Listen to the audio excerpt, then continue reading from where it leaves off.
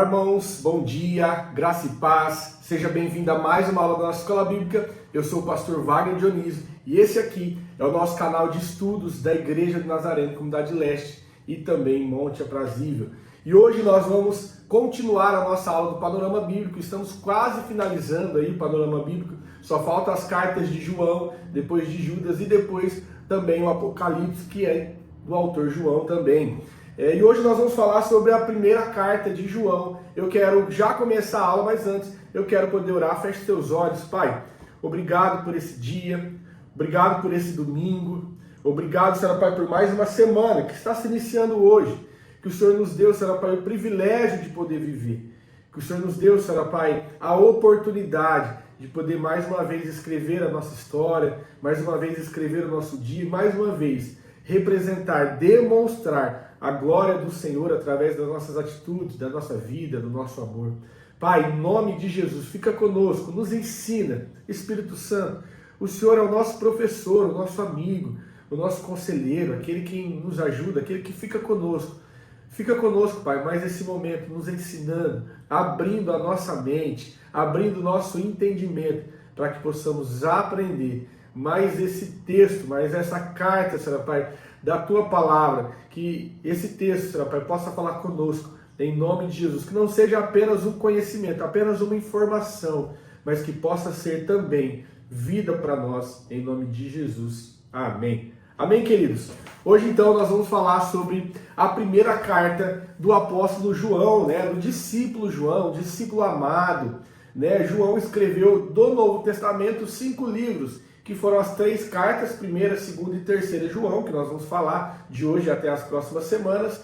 Ele escreveu também o Evangelho de João, o quarto Evangelho, que é o Evangelho que não está classificado dentre os Evangelhos sinóticos, ou seja, é o Evangelho mais diferente dos 4 Evangelhos. João é aquele que mais se difere, a visão de João mais se difere dos outros evangelistas. E João também, o apóstolo João, nós vamos falar sobre isso na última aula do Panorama Bíblico, ele escreve Apocalipse, na visão que ele teve lá na ilha de Patmos, ele vai e ele escreve Apocalipse. Mas isso é momento para uma próxima aula. Hoje nós vamos nos focar nessa carta, a primeira epístola de João, que é um dos 5 livros que ele escreveu aí no Novo Testamento. Bom, o autor então, já falei aqui, é João, apesar dele não se apresentar aqui, o autor não se apresenta, olha, eu sou João, como Tiago, por exemplo, se apresenta, como Pedro, por exemplo, se apresenta. Ele não se apresenta, mas está claro para os pais da igreja, para os estudiosos, que é João,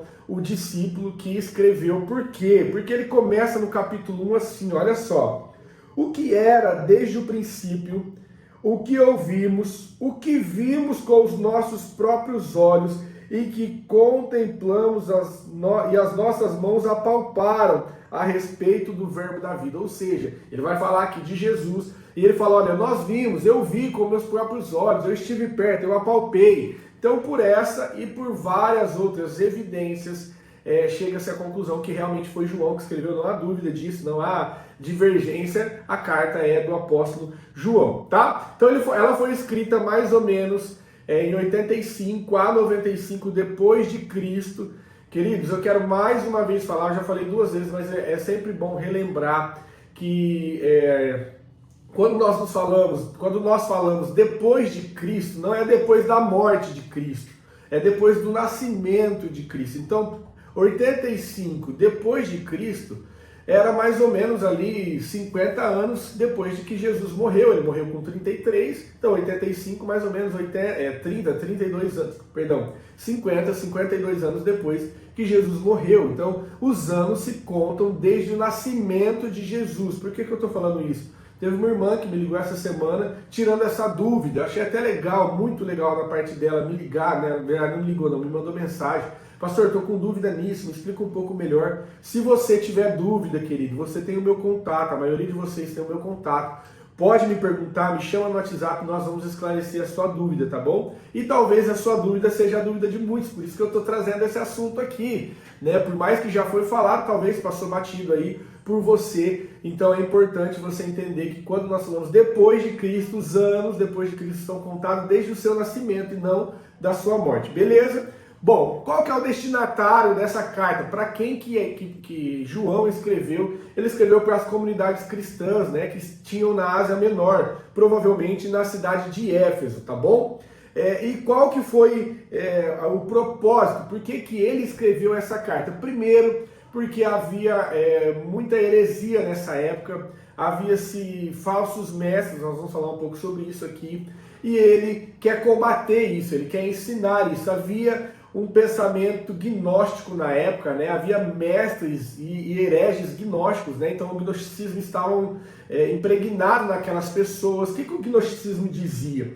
O gnosticismo vem da palavra gnosis, né? Que é conhecimento no grego, que dizia que havia um conhecimento oculto, um conhecimento secreto, e somente quem tinha esse conhecimento secreto, oculto, é que tinha a verdadeira salvação. Então a salvação não vinha por crer em Cristo, mas vinha por ter esse conhecimento oculto ou conhecimento secreto. Outra coisa que o gnosticismo pregava é que não se podia, porque nós cremos, né, que Jesus é 100% homem e 100% Deus. E o gnosticismo dizia que a carne é má e o espírito é bom. Então não se podia juntar o espírito com a carne. Então era impossível que Jesus tivesse vindo em carne. Então ele pregava várias heresias totalmente contrárias do cristianismo, né? Totalmente contrário do que os pais da igreja pregavam, o apóstolo João, Pedro, Paulo, enfim. Então ele escreve, um dos motivos para isso, né? Para poder combater a heresia. Outro motivo está bem claro, está lá no capítulo 5, versículo 3, 13. Se você está com a sua Bíblia, leia comigo. Olha só, diz assim, ó: estas coisas, ou seja, essa carta, né? Escrevi a vocês que creem no nome do Filho de Deus, para que saibam que tem a vida eterna. Então, uma das coisas um dos motivos, né, que João escreve é para dizer, olha, vocês precisam ter a segurança da vida eterna. Para vocês que creem em Deus, né, que creem no nome do Filho de Deus, vocês saibam, então, que vocês têm a vida eterna. Então, uma das coisas era para fortalecer, né, e para dar segurança aos crentes quanto à salvação. Bom, então nós falamos já da introdução, já passamos aqui 8 minutos. Vamos falar sobre a estrutura de cada capítulo, começando do capítulo 1. Olha só o capítulo 1. Ele vai começar dizendo assim, nós já lemos, vamos ler de novo. O que era desde o princípio, o que ouvimos, o que vimos com os nossos próprios olhos, o que contemplamos e as nossas mãos apalparam a respeito do verbo da vida. E a vida se manifestou, e nós a vimos, e dela damos testemunho, e anunciamos a vocês a vida eterna, que estava com o Pai e nos foi manifestada. Então observa que João começa aqui falando do seu testemunho, né? Olha, eu estava com ele, eu andei com ele, eu vi, eu apalpei, né? A vida se manifestou, e nós a vimos, e dela damos testemunho, e anunciamos a vocês a vida eterna, que estava com o Pai e nos foi manifestada. Então ele já começa dizendo para aquela comunidade assim, olha, ouçam o que eu vou dizer. Por quê? Porque eu vi, eu vivi, eu sou o testemunho vivo, eu apalpei, eu estava lá, eu conheci. Então Jesus era assim 100% homem, 100% Deus. Então ele já começa aqui a ir contra, né, o que aqueles falsos mestres, o gnosticismo, estava pregando naquela época. Então ele já começa a carta já escancarado. Olha, eu sou testemunha do que vi, do que apalpei, do que vivi, né, daquilo que se manifestou no meio de nós, que era Jesus Cristo. Ele começa já falando isso. No versículo 5, ele vai dizer que Deus é a luz, ou seja, Deus é a santidade absoluta. E ele começa dizendo assim, a mensagem que dele ouvimos, que anunciamos a vocês é esta: Deus é luz e não há nele nenhuma treva. Se dissermos que mantemos comunhão com ele e andamos nas trevas, mentimos, não praticamos a verdade. Se andamos na luz, como ele está na luz, mantemos comunhão uns com os outros, e o sangue de Jesus, seu Filho, nos purifica de todo o pecado. Ele vai dizer que Jesus, Cristo, que Deus é luz. E se nós dizemos que estamos em Deus, nós devemos andar na luz. Se não fazemos isso, mentimos. Depois, ele vai dizer no versículo 5 em diante, no versículo 7, que para ter comunhão é necessário andar na luz. Nós lemos aqui também, ó, se andamos na luz, como ele está na luz, mantemos comunhão uns com os outros. E o sangue de Jesus, seu Filho, nos purifica de todo pecado. Olha só o que o João está dizendo aqui. Você conhece alguém que se diz cristão, mas não gosta de pessoas? Você conhece alguém que se diz filho da luz, né, seguidor de Cristo, mas não se dá bem com o seu irmão? E quando eu falo irmão, não estou só referindo ao irmão de sangue, estou referindo ao irmão em Cristo, né, os da comunidade, os irmãos nossos que congregam conosco, os irmãos da fé. Você conhece alguém assim? Olha o que João vai dizer para essa pessoa: se andarmos na luz, como ele está na luz, mantemos comunhão uns com os outros, e o sangue de Jesus, seu Filho, nos purifica de todo pecado. Ou seja, a comunhão com o nosso irmão, o bom relacionamento com o nosso irmão, é um sinal de que nós estamos na luz. Se nós dissermos, nós falamos que nós estamos na luz, porém não temos comunhão e um bom relacionamento com nossos irmãos, mentimos, tá? Olha só o versículo 9 do capítulo 1.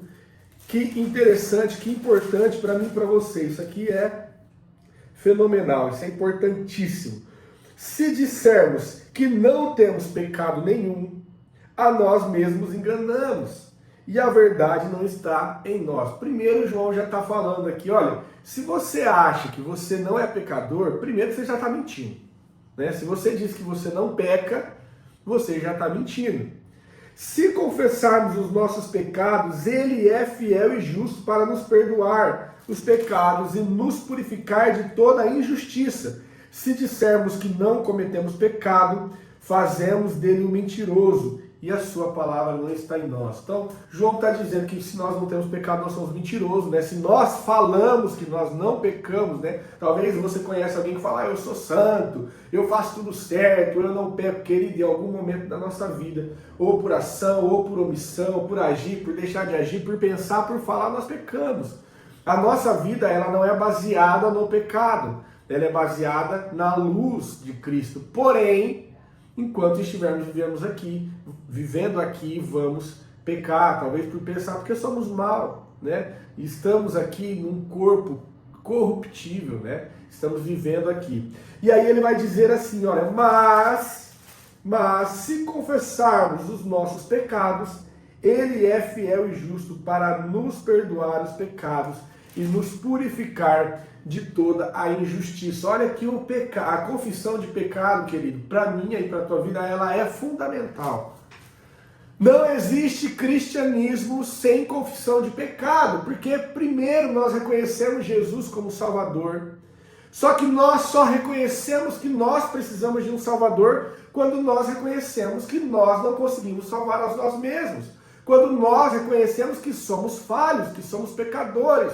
Observa que a pessoa que tem dificuldade de entender o cristianismo, de entender que Jesus veio para nos salvar, é aquela pessoa que tem dificuldade de entender que falha.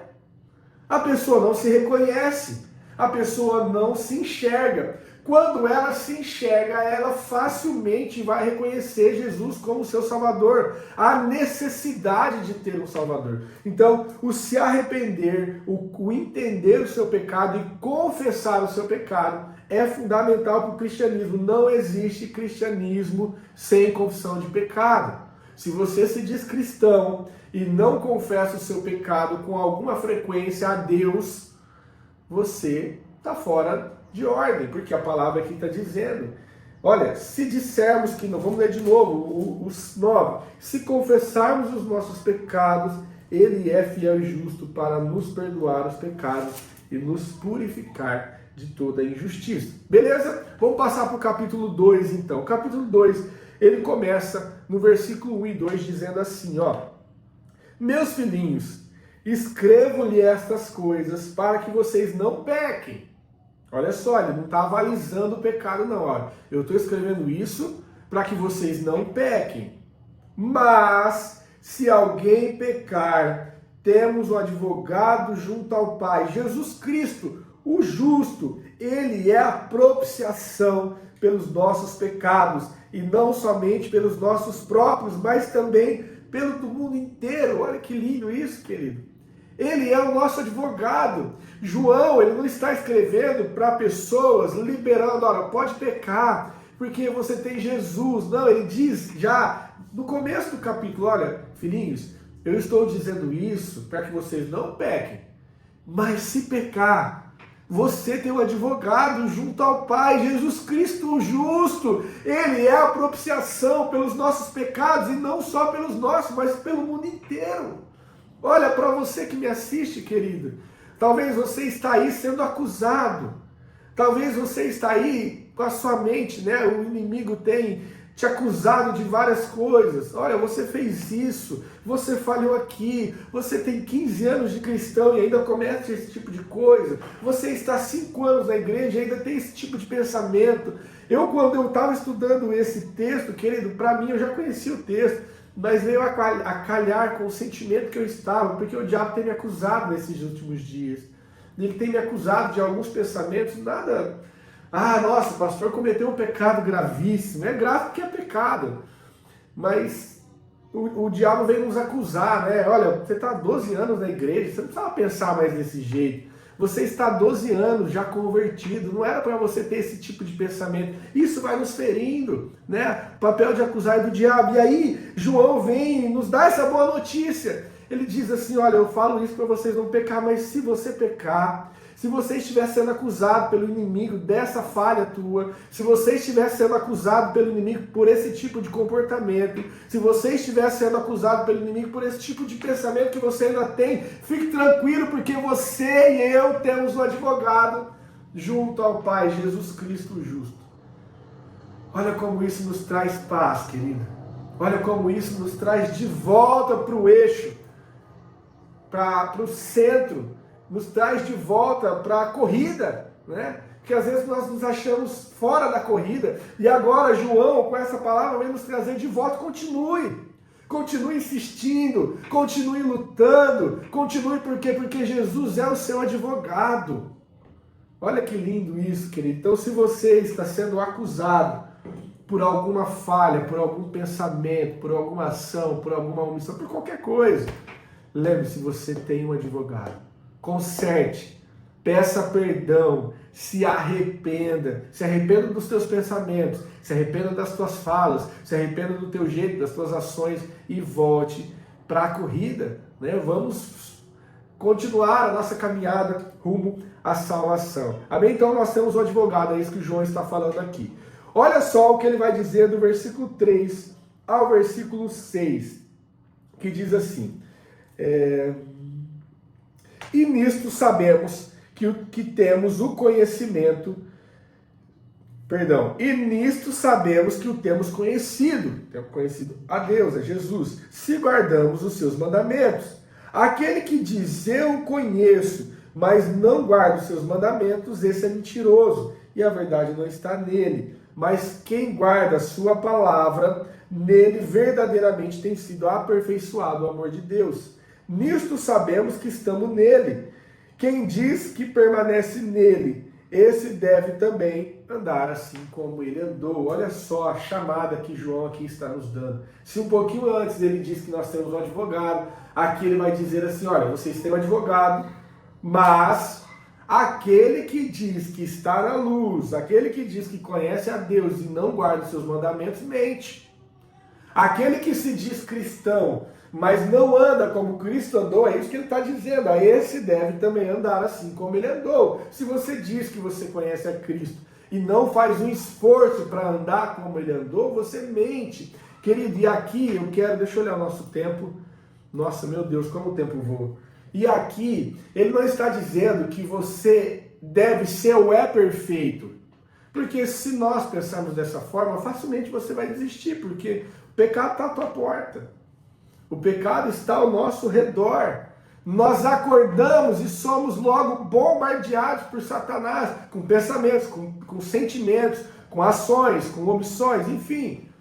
Aqui ele está dizendo que nós devemos ter um esforço para andar como Jesus andou. Então, se você diz que é cristão, mas não guarda os mandamentos, não se esforça para fazer o certo, você mente. É isso que ele está dizendo aqui. Vamos correr, porque o nosso tempo aqui é muito rápido. Ele está passando muito rápido. Olha só no versículo 7 que ele diz: amado, não lhes escrevo um mandamento novo, mas um mandamento antigo, que vocês tiveram desde o princípio.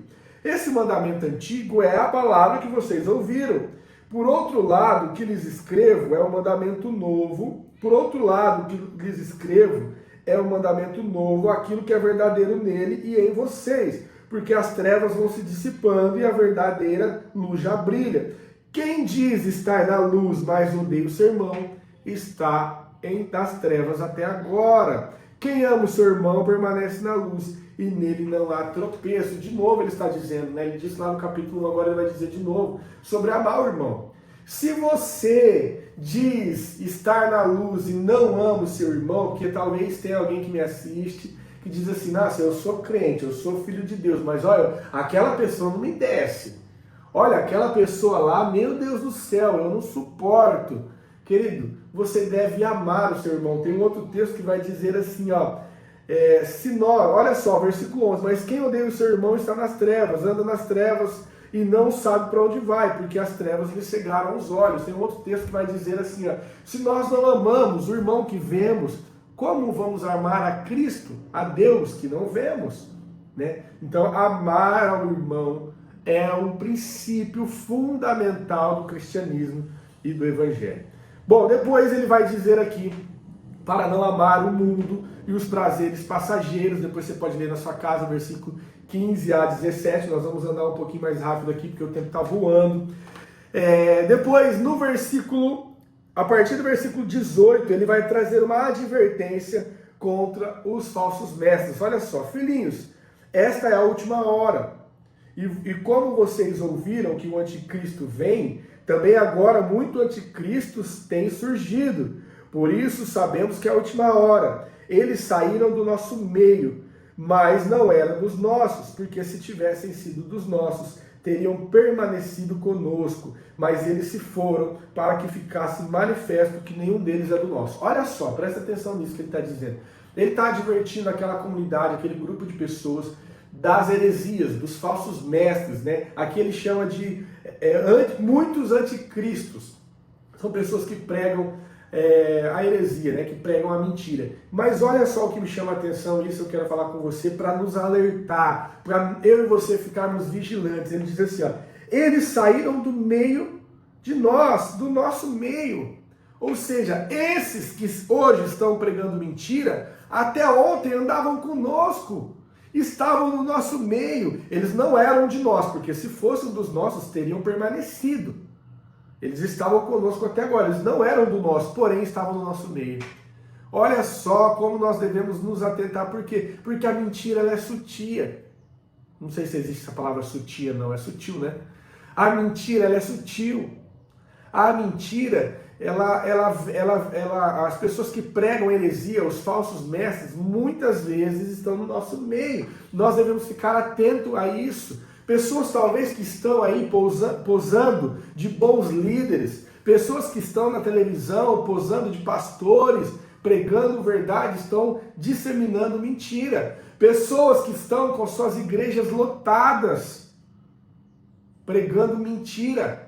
Né? Tá lá de forma sutil, parece um bom pastor, parece um pastor de uma igreja renomada, mas está pregando mentira. Quando eu falo que ele está no meio de nós, eu não estou dizendo que ele é da nossa comunidade, tá? Que fique claro isso aqui. Eu estou falando que ele está no meio de nós no evangelho, no meio dos irmãos, pessoas do próprio evangelho pregando mentira. Então fiquemos vigilantes e atentos, tá? Depois ele vai, no versículo 28 e 29, exortar, né, aí a permanência em Cristo, em Deus. Ele diz assim, agora, filhinhos, permaneçam nele, para que quando ele se manifestar, tenhamos confiança e não sejamos envergonhados, tendo de nos afastar dele no dia da sua vinda. Se sabem que ele é justo, reconheçam também que todo aquele que pratica a justiça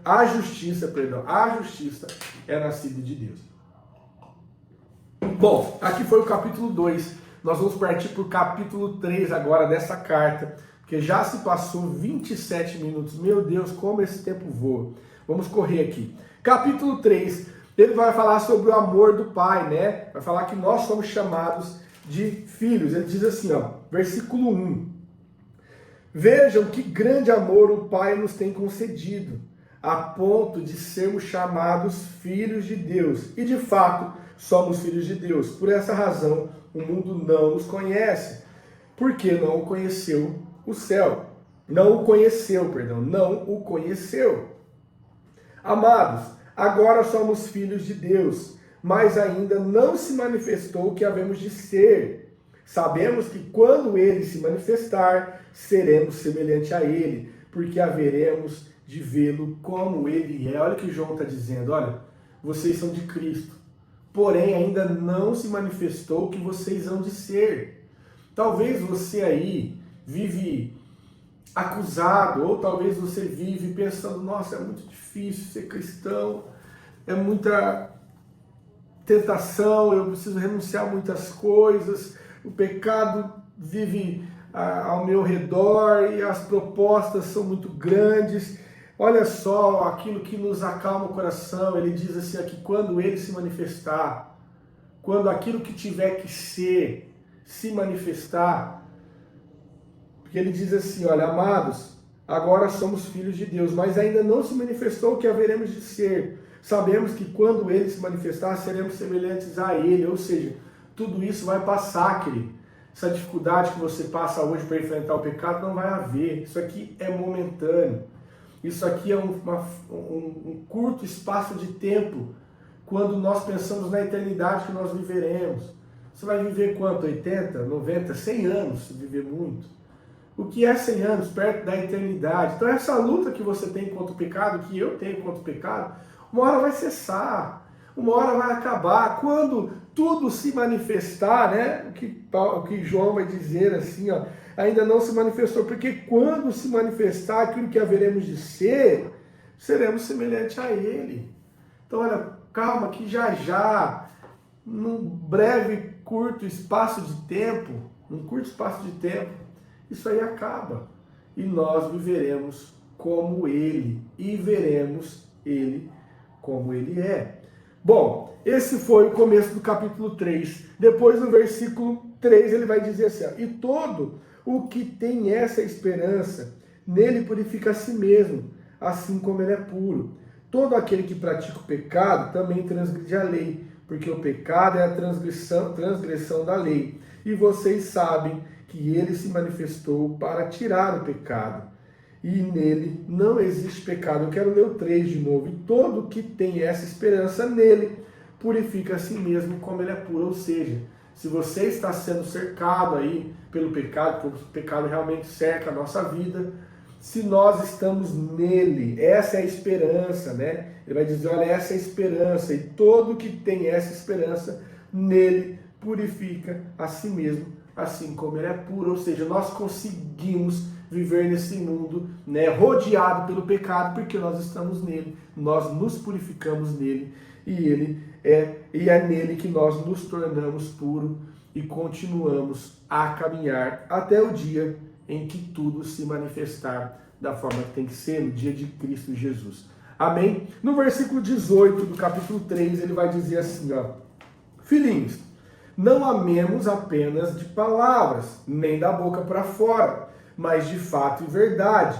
E nisto conheceremos que somos da verdade, bem como diante dele tranquilizaremos os nossos corações. Olha só o que João aqui está nos alertando. Olha, não ame de boca para fora. Que o seu amor, ele precisa transparecer em atitude. Não adianta eu falar que eu amo a Deus ou amo meu irmão e não agir, as minhas atitudes não dizer isso. Então não ame só de boca, não ame só de palavra. Nós devemos amar de fato e verdade. É isso que ele está dizendo no versículo 18.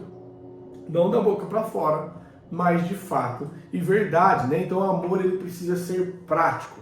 Não só de palavras, mas de atitude. Então se você diz que ama a Deus, se você diz que ama o seu irmão, nós precisamos agir para demonstrar esse amor, né? As nossas atitudes, elas dizem sobre isso. O cristão autêntico reflete a natureza de Deus. O cristão autêntico reflete a natureza do Pai, a pureza, a justiça e o amor. É isso que João está nos mostrando aqui. No capítulo 4, no versículo 1 e 3, ele diz assim, de 1 a 3, né?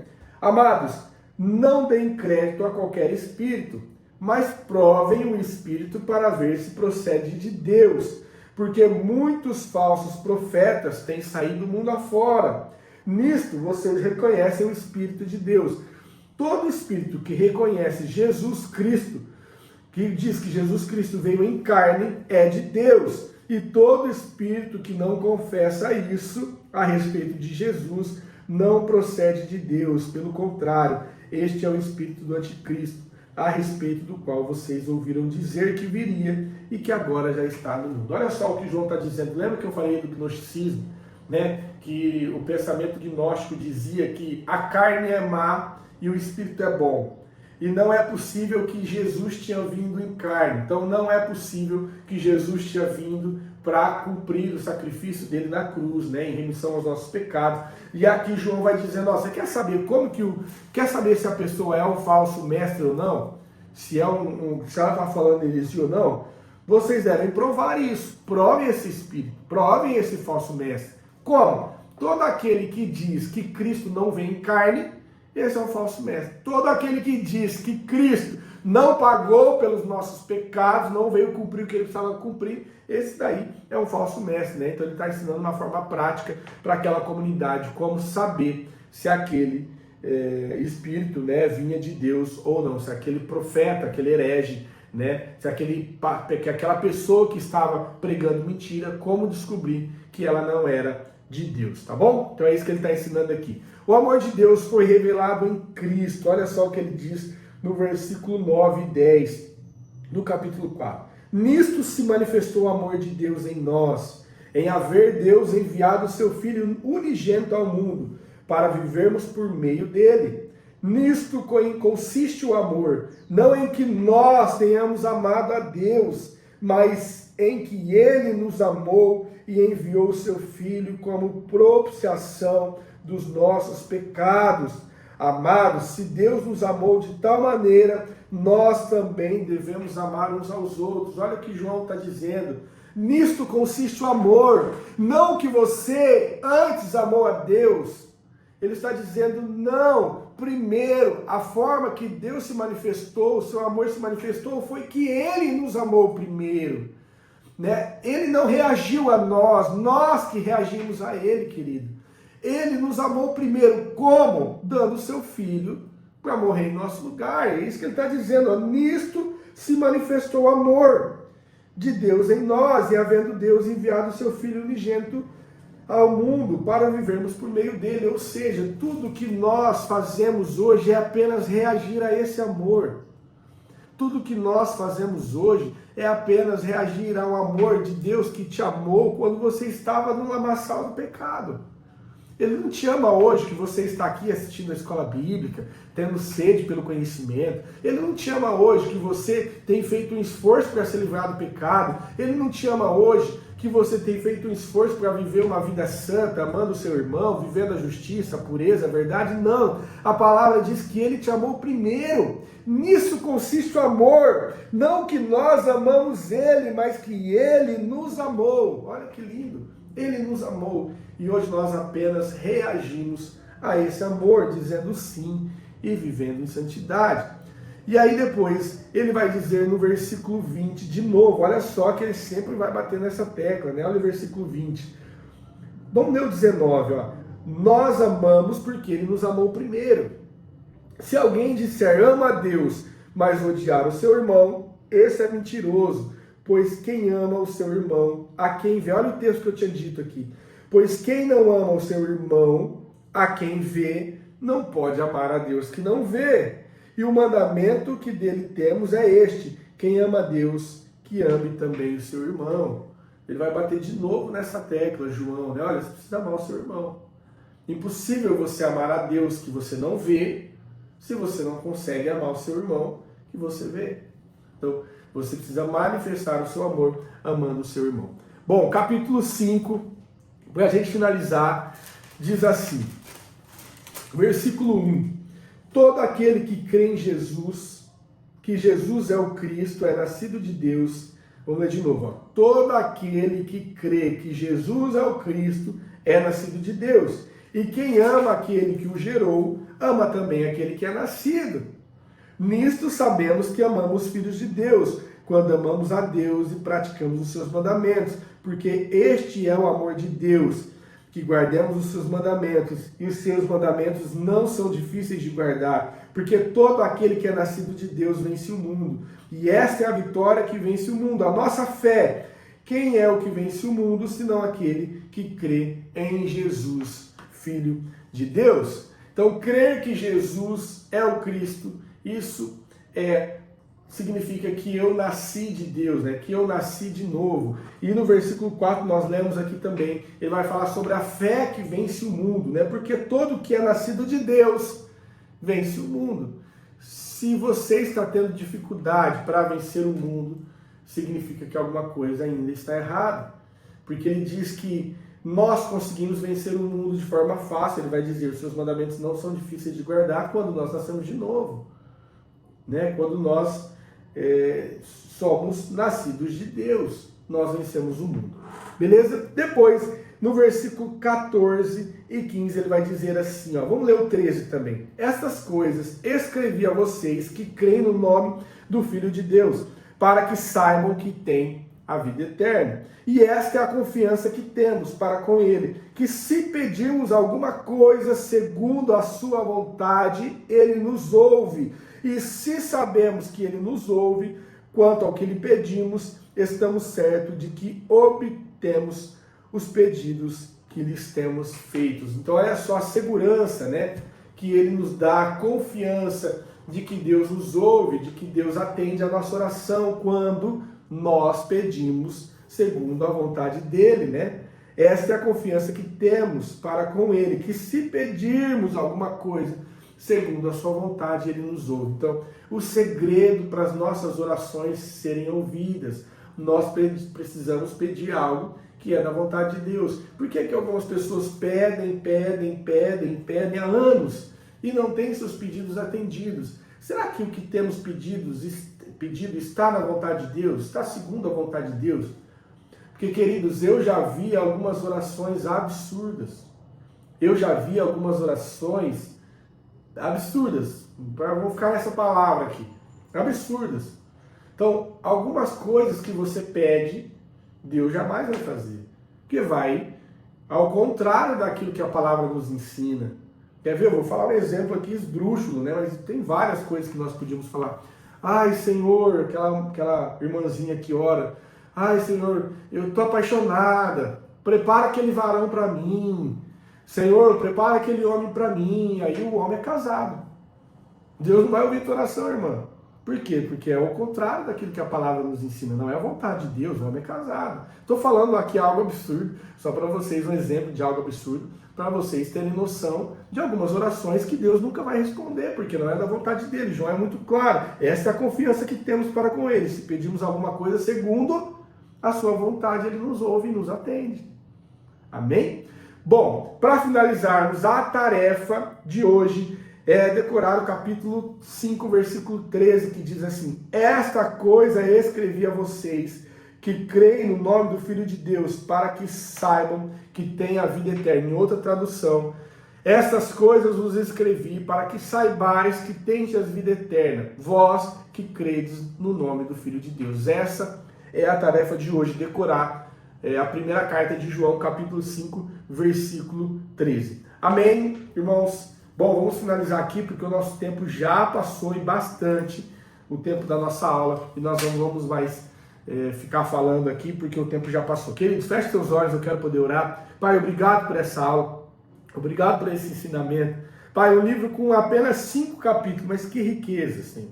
Pai, eu quero te fazer um pedido, que o Senhor possa colocar uma sede, uma fome naqueles que me assistem, naqueles que me veem, para ler esse texto, para ler essa carta, Pai. Em 40 minutos teus filhos podem ler e refletir. Pai, coloca uma sede naquele que está me assistindo agora, para que possa procurar mais, conhecer mais, buscar mais intimidade com o Senhor, coloca essa sede em mim, Senhor, em nome de Jesus. Pai, nos dê uma semana abençoada, em nome de Jesus. Amém. Queridos, lembrando que essa semana, dia 1 de agosto, nós começamos as nossas manhãs de sabedoria.